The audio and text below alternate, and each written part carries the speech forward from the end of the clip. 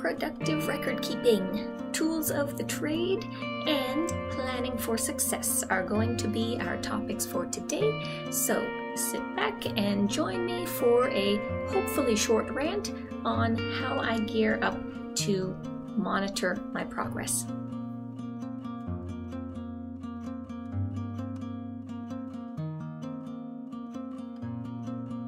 Hello again everyone, Witch Hazel again, and hopefully I can keep this video quick and short.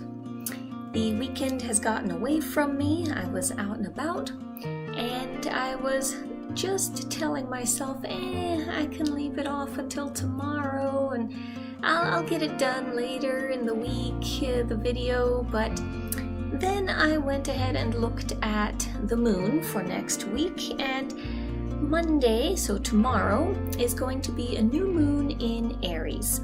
And who represents Aries but this guy right here, the Emperor. Now you can't really tell on this card, but in the Rider-Waite style decks, the Emperor is usually represented by lots of fire and red and rams, and he's associated with Aries. So what does this mean for me? It means get off your butt and do the video. Do now, think about later. So I took the advice. All right, and you're going to see how that kind of fills in with everything else in a moment. But first things first, I said I was going to talk about the tools for productive record keeping and planning your success, whether that is in general or with witchy projects, rituals, spell work, etc. So what I am currently using here is a Chic Sparrow notebook, and you'll see that not a lot has changed since I was doing my bullet journal stuff, but I needed a little bit different of a setup. This fits very nicely in my purse, and I'm able to take it around with me. I also have a new pen. So first things first, calendar.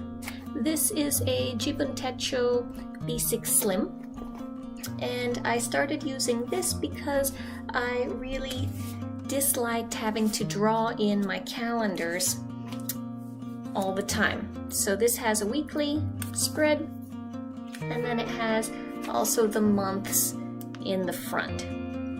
The one thing I don't like is the disconnect between the months and the weeks, but if I do a planner video at any point again, then I can explain that later.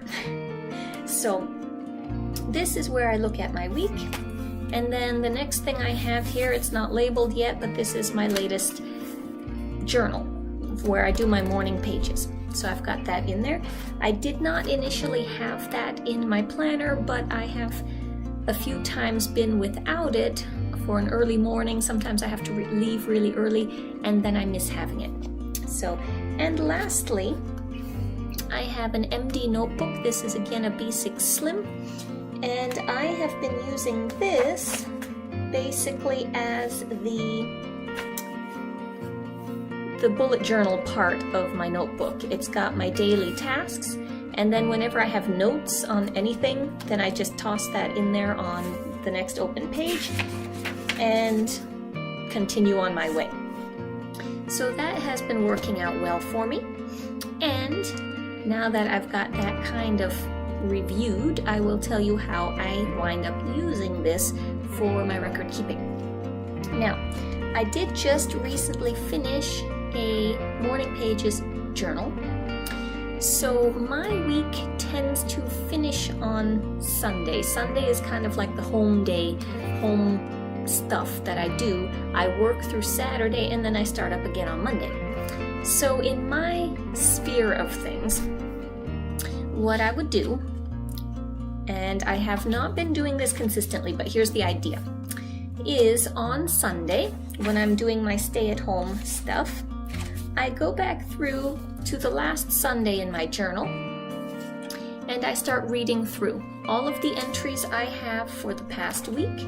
I start reading through, and I take notes. I underline things, themes that have come up a lot during the week. And for me, lots of times, as mentioned before, they can be negative themes. So the idea is I want to find out what's bugging me the most, because those are probably the things that I have to work on. So once I do that, then I will sit, I'll see if I can find my notes from today, and write down all of the things that I had underlined in my journal. All of the themes, so I can look at them and see what are the commonalities. And in this case, I came up with things like I'm having difficulty getting up on time. I'm not forcing myself up when I need to, unless I do, or when I would like to be up, unless I do have one of those early mornings. I am having a lot of trouble with my time management and scheduling. I know the things that I want to do and should be doing, but I'm not having an easy time actually setting them in the schedule and keeping them to them. And also feeling pressured by all of the things I've got going on, and feeling like I should be happier than I am, meaning I'm overlooking the good things that are going on in life. I'm focusing on these things that are pressuring me, and I'm not looking at the good side of things. So then what do I do with that? Well, I've made a couple of additional notes in a different color down here of things that I can then try to do throughout the week to monitor these items, try to put into place that I can then look at the end of the week, see if it helped or not. For the most part, in my case, I'm trying to keep this small, no major spell work, ritual stuff, because I know I have a really busy schedule and I probably won't keep to that. So the things that I came up with were moving my alarm across the room. I used to do that when I was in Denver still. I had the alarm in the other room, but I'm not in my own home at the moment, so I am not able to do that. But I can put the alarm across the room. Change my workspace.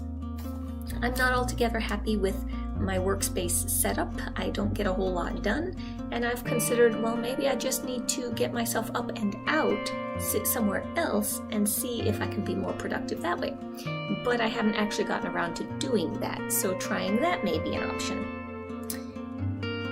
Setting up some affirmations, actually going through just a few, 2 or 3 affirmations in the morning, kind of get myself geared up for the day, maybe again in the evening to cement them, reinforce them. Same goes for gratitude. I have been terrible at keeping a gratitude log, but it's something that I could attempt to do again, at least for this week, and see how I like it. Now, if I did want to do a ritual, I would go with a letting go ritual. This has to do again with those lingering shadows, the lingering negativity. I've got a lot of negativity following me around. It follows me in my journal. So how to get rid of some of that? As said, I know I've got a busy week coming up. It would be really nice if I could do a ritual for the new moon, but I'm not going to promise that one. What I am going to promise is that I will at least attempt to institute the other items I've just listed, and then I'm going to come back at the end of the week. Hopefully I don't have stuff that crops up that takes up my entire weekend again, but come back at the end of the week and review with you, let you know how it went. So that is the plan, and I will see you again soon to let you know how it goes. Thanks for watching. Blessed be.